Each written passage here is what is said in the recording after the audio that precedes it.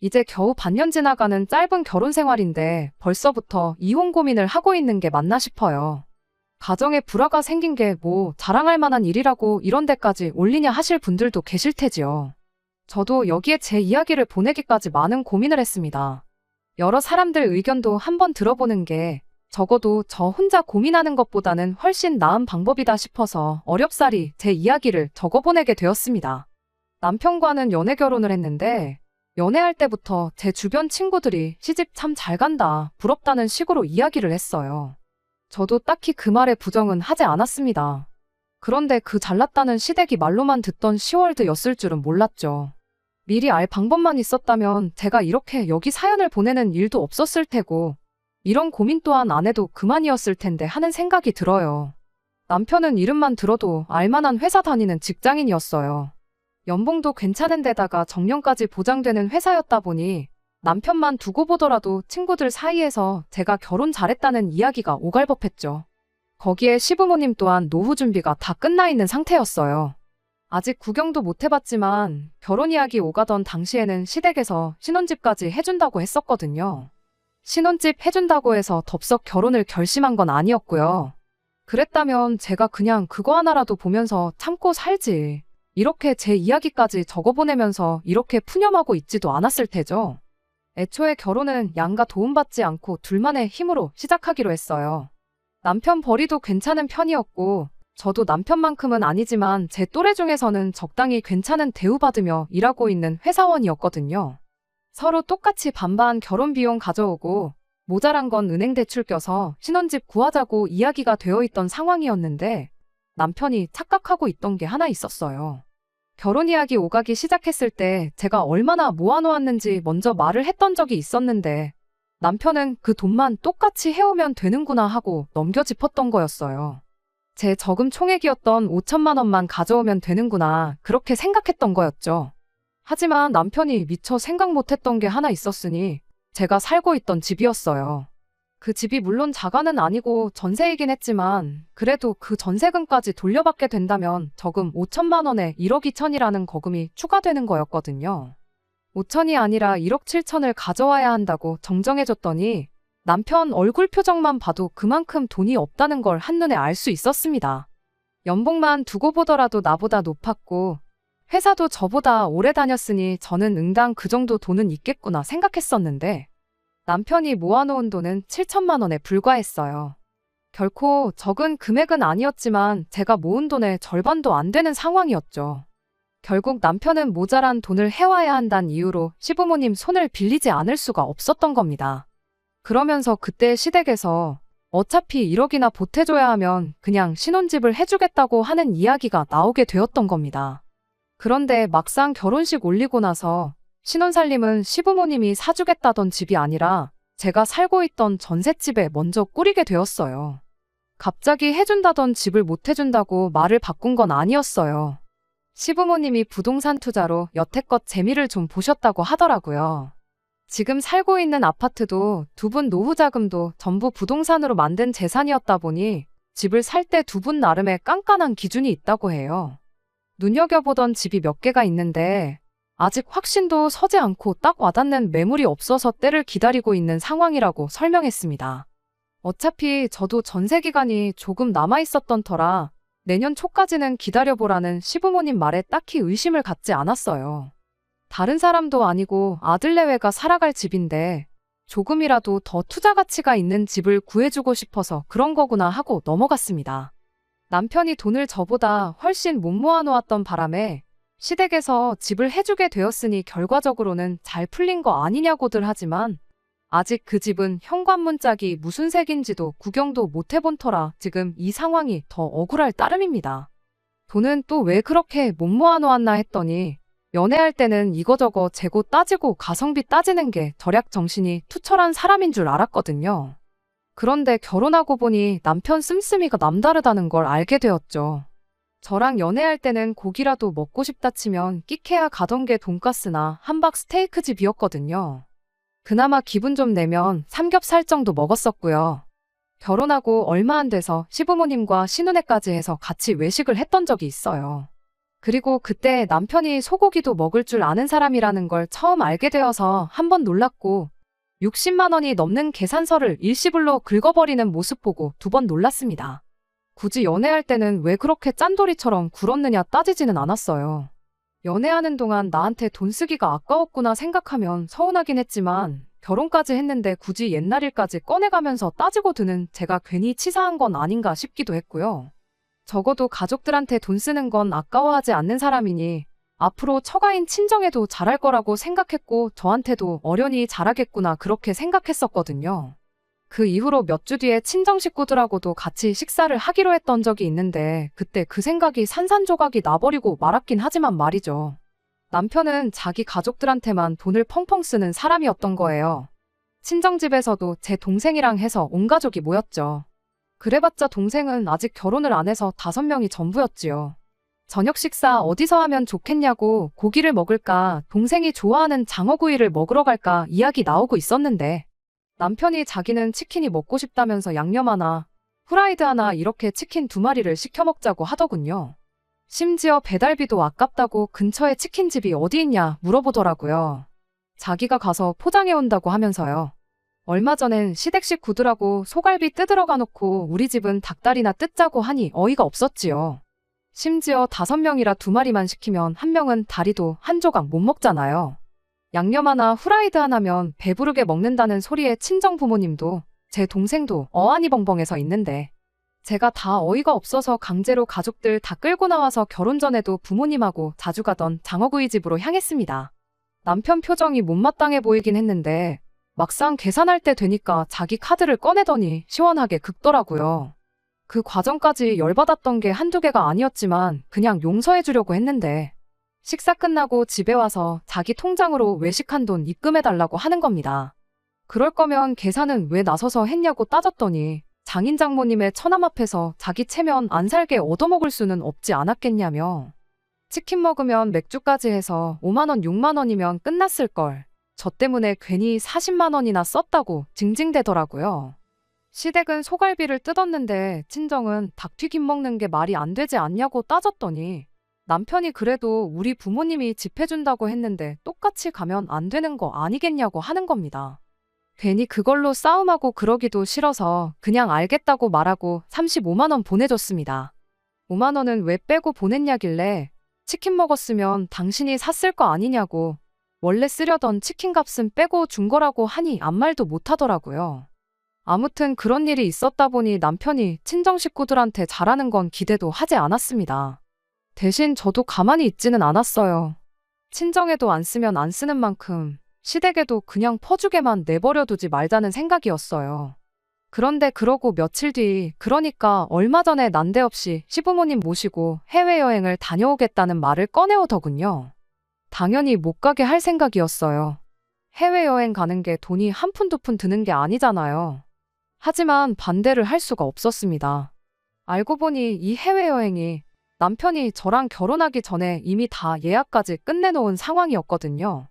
올 초에 회사에서 상여금이 꽤나 짭짤하게 나왔는데 애초에 그 돈으로 시부모님 모시고 해외여행을 다녀올 계획이었고 상여금 받자마자 미리 티켓까지 사놓았던 거죠. 그리고 여행 날짜가 임박해오니 그제서야 제 생각이 났다고 하는 겁니다. 그러면서 이참에 너도 우리 집 며느리가 됐으니까 가족여행에 저도 같이 따라가자고 말을 꺼내더군요. 이야기를 듣자 하니 남편은 매해 그렇게 회사에서 나오는 상여금으로 시부모님 모시고 여기저기 놀러 다녔었다고 해요. 여태껏 그렇게 해왔던 거고 결혼 전에 자기가 벌어놓은 돈 쓰는 거니 제가 딱히 반대를 할 수가 없더라고요. 반반 결혼 못할 뻔했던 상황이라면 당장 취소하라고 제가 목소리라도 높였겠지만 시댁에서 집을 해주기로 되어버렸으니 말이죠. 그래도 남편한테 앞으로는 상여금이 나와도 해외여행 같은 큰 지출은 상의를 해달라고 한마디 했습니다. 시부모님하고 같이 여행을 다녀오는 건 솔직히 내키지 않았어요. 남편과 단둘이 다녀오는 해외여행이면 모를까 시부모님 모시고 해외여행은 엄두가 나질 않더라고요. 거기에 또 세 사람 것만 예약이 되어 있었다 보니 제 여행 경비는 제가 또 알아서 해야 했던 상황이었고요. 셋이 가는 거야 결혼 전에 정해놓은 거라 어쩔 수 없다지만 제가 끼면 제 여행 경비는 추가적으로 지출을 하게 되는 거니 그건 또 이야기가 다르잖아요. 남편은 돈 때문에 그러는 게 좀 어이없다는 반응이었습니다. 결론부터 말하자면 시부모님이 집을 해줬는데 거기서 우리가 아낀 돈이 얼마인데 여행 경비가 아깝다는 소리를 감히 하느냐는 소리였어요. 내년에는 여행 가자는 말 안 하겠다. 그래도 결혼 첫 해에 우리 부모님과 함께 처음 가는 여행 아니냐. 그런 큰 행사에 며느리가 빠진다고 하면 우리 부모님이 얼마나 섭섭해 하시겠냐 하면서 계속 저를 설득하더라고요. 언제부터 해외여행 가는 게 시댁 행사가 되었는지는 모르겠지만 그래도 남편 말이 아예 틀린 말은 아니었다 보니 일단은 알겠다고 같이 따라가겠다고 했습니다. 그 뒤로 남편한테서 여행 계획이나 이런저런 부분들을 전달받았고 수수료가 조금 들기는 하겠지만 여행 날짜 조금 조정하고 숙소도 다시 예약하고 그러면 애초에 준비했던 것보다 훨씬 더 싸게 다녀올 수 있겠다는 계산이 섰습니다. 그런데 제가 이렇게 경비를 줄였다는 사실을 남편이 그새 쪼르르 시댁에다가 전했나 봐요. 그 말을 듣고 난데없이 신우도 가족여행인데 가족이 빠질 수가 있냐며 자기도 같이 가겠다며 저한테 연락을 해왔습니다. 결혼하고도 가족들 모임 때문에 만나는 것 외에는 거의 왕래도 없었고 저한테 개인적으로도 연락 한 번 한 적 없던 신우였어요. 그간 가깝게 지냈다면 모를까 시부모님만 해도 버거운데 손이 신우까지 같이 여행을 간다니 안 그래도 불편한 여행길이 더 불편해지겠구나 싶었죠. 그러다가 제가 결국 여행을 안 가기로 했습니다. 이유는 별거 없었어요. 신우랑 심해부 여행 경비도 남편이 내주려고 들었거든요. 제가 암만 여행 경비를 줄였다고 한들 끼케야 몇십만 원 수준이었죠. 거기에 신우도 심해부도 말로는 따라가겠다 하면서도 돈 한 푼 보탤 생각이 없어 보였고요. 오롯이 우리 돈을 가지고 여행에 꼽사리를 낄 생각이었던 거예요. 그래서 내가 빠져줄 테니까 내 여행 경비만큼 해서 보태주고 모자란 건 신우 주머니에서 나가는 걸로 하라고 했던 거고요. 웃긴 건 그렇게 하니까 신우는 곧바로 심해부는 두고 가겠다고 나왔습니다. 말로는 가족들끼리만 오붓하게 가족여행 다녀온다고 그러긴 했지만 누가 봐도 자기 돈 한 푼 들일 생각 없던 게 눈에 다 보였네요. 그래도 차라리 잘 되었구나 싶었어요. 괜히 시부모님의 손이 신우까지 해서 거기서 시달릴 생각하면 안 까고 집에서 푹 쉬는 게 훨씬 낫다고 생각했으니까요. 며느리랑 사위 빼고 가는 시댁 식구 가족여행 날짜가 다가오면서 시어머니한테서 연락이 왔어요. 며느리랑 사위 두고 가는 게 마음에 걸려서 외식이나 해야겠다고요. 걱정해주는 마음이야 고마웠지만 안 봐도 또 비싼 거 먹고 남편이 나서서 50만 원이고 100만 원이고 계산할 게 뻔했으니 제가 음식 준비해 놓겠다고 저희 집으로 오시라고 했습니다. 그렇게 여행 일주일을 앞두고 온 가족이 저희 집에 모이게 되었어요. 시간 맞춰서 주문 예약 걸어 놓았더니 시간 딱 맞춰서 배달이 오더라고요. 음식 준비해 놓겠다고 해놓고 남편이 했던 그대로 따라해줬습니다. 그래도 6명이니까 치킨 3마리 시켰어요. 공평하게 닭다리 1개씩 뜯을 수 있으니 제가 나름대로 인심 좀 썼던 거였죠. 시어머니가 음식 준비해 놓는다더니 이게 뭐냐고 하시길래 남편이 친정 가서 저렇게 하려고 했었다고 하니 딱히 별말은 더 안 하더라고요. 대신 계산은 제 돈으로 했네요. 식사답지 않은 식사 끝나고 나서 신우랑 시어머니가 저한테 묻더라고요. 자기들 여행 가 있는 동안 저보고 뭐 하고 있을 거냐고 하길래 주말 동안에는 친정 가서 푹 쉬다 올 생각이고 평일에는 회사 때문에 그냥 집과 회사 오며 가며 할 생각이고 밀린 드라마나 몇 개 챙겨볼 생각이라고 대답했습니다. 그랬더니 신우랑 시어머니가 동시에 입을 맞춰서는 누가 네 계획 물어본 건 줄 아느냐고 하더라고요. 그럴 거면 물어보지나 말지 하고 속으로 생각하고 있었는데 거기다 대고 한다는 소리가 신우가 집을 비운 동안 저보고 심해부 밥 좀 챙겨주라고 하는 거예요. 제가 말을 잘못 들었나 싶었어요. 심해부도 두 사람이 뭔 소리를 하는 거지 하는 표정으로 어안이 벙벙해 있었고요. 그래서 말도 안 되는 농담 좀 하지 마시라고 재미없다고 제가 먼저 말을 꺼냈네요. 애초에 신우네 집이 저희 집에서 대중교통 타고 가면 2시간은 좋게 걸리는 거리에 있어요. 출퇴근 시간에는 또 차가 엄청 막히는 구간이 있어서 차 끌고 가면 더 오래 걸릴 수도 있는 거리고요. 그런데 어떻게 심해부 밥을 끼니 때마다 챙겨주냐고 말도 안 된다고 했죠. 그랬더니 시어머니가 해보지도 않고 안 된다고부터 하냐고 한마디 하더군요. 거기에 신우가 가세에서는 오며 가며 하기 싫으면 손님 방에 이불 깔아놓을 테니까 자기 집에서 먹고 자고 하면 되는 거 아니겠냐는 소리를 하는 겁니다. 어차피 이제 한 가족인데 뭐 불편할 거 있냐고 하는 거예요. 잠깐의 정적에도 두 사람이 표정 하나 바뀌지 않는 게 치킨 때문에 저한테 복수하겠다고 장난치는 게 아니고 진심으로 저러는 거구나 싶더라고요. 심해부 밥이 그렇게 걱정되면 여행에 데리고 가면 되는 거 아니냐. 나는 못한다. 아니 안 할 거다. 딱 잡아떼고 안 하겠다고 거절했습니다. 그랬더니 가족들끼리 가는 여행이니까 사위가 못 따라가는 거 아니겠냐고 또 말도 안 되는 소리를 하고 있는 겁니다. 방금 전까지는 한 가족이니까 불편할 거 없지 않겠냐고 신혼에 가서 먹고 자고 하면서 심해부 밥을 챙겨주라더니 이제 와선 사위랑 며느리는 가족이 아니니까 가족여행에 못 따라가는 거라는 소리를 하고 있으니 이 사람들이 단체로 정신이 나간 건가 싶었어요. 그러던 중에 옆에 있던 남편이 그래도 누나네 집이 이 거지 같은 집보다는 훨씬 좋다고 하면서 너도 여기 있을 게 아니고 누나네 집에 가 있는 게 더 나을 거라는 소리를 하더군요. 시댁에서 곧 집을 해주면 누나네 집보다 더 좋은 집을 해주겠다는 말을 하는 거 보니 또 아직 사주지도 않은 집을 가지고 생색을 내고 있구나 싶었죠. 심해부 밥을 챙겨주겠다는 말을 하지 않으면 아마 죽을 때까지 이 집에 있다 가겠구나 싶어서 일단은 알겠다고 대답해 놓은 상황이에요. 남편 포함 시가족들은 오늘 아침에 비행기 타러 공항에 갔고요. 신우랑 같이 있을 때는 심해부도 꼴 보기 싫었는데 심해부도 아닌 건 아닌 거라고 생각을 했는지 제가 밥 챙겨줬다고 말해줄 테니 신경 쓰지 않아도 된다는 연락까지 해왔습니다. 그리고 혼자 이렇게 이혼까지 고민하다가 결국 사연을 남기게 되었어요. 6개월 짧은 시간, 사실 큰 사건을 따지고 보면 몇 개 되지는 않지만 무슨 일 있을 때마다 시댁에서 집 해주면 시부모님이 해주는 집은 하면서 집을 빌미 삼아 모 친정에는 돈 한 푼 못 쓰게 하고 저는 저대로 자기들 입맛대로 부려먹을 생각밖에 없는 건가 하는 느낌을 지울 수가 없네요. 친구들한테도 전화통화하면서 털어놓긴 했는데 너 그렇다고 결혼한 지 6개월도 안 돼서 이혼할 거냐? 집 해준다는데 그게 어디냐며 저보고 참고 살라는데 제가 집 한 채 받자고 팔려온 것도 아니잖아요. 그렇다고 그 집이 제 집이 되는 것도 아니고 말이에요. 안녕하세요. 답답한 이야기였다 보니 후기 기다리신 분들이 계실까 싶네요. 아무튼 결론부터 말하자면 저는 이혼하게 되었습니다. 결혼 반년 만에 이혼녀가 되는 게 가장 큰 걱정이었는데 차라리 이혼녀로 살면 살았지. 이 집구석하고는 더 이상 단 하루라도 엮이고 싶지 않아서 큰 결심을 했네요. 지금은 속이 다 후련할 따름입니다. 그나마 심해부의 배려 덕분에 실제로 밥 해주러 신우네 집까지 갈 필요는 없었어요.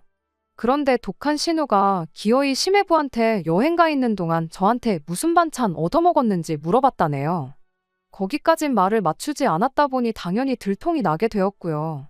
그 길로 시어머니랑 신우가 저희 집에 말도 없이 쳐들어와서 벌써부터 시댁 어른들을 속이려고 드냐며 아주 난리도 보통 난리가 아니었어요.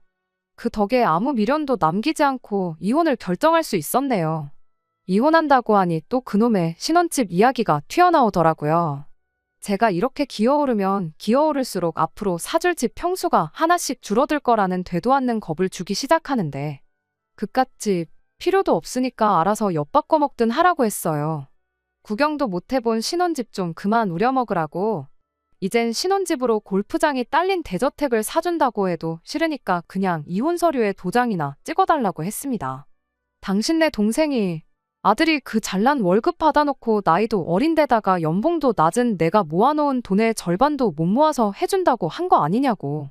못난 아들 기세워주려고 사주는 아들 집이지. 막말로 그 집이 내 집이 되는 것도 아닌데 집을 빌미로 사람 그만 좀 부려먹으라고요. 제가 이혼하겠다고더니 시어머니가 곧바로 꼬리를 숙이더라고요. 그래도 아들 이혼남 만들기는 싫었나 보죠.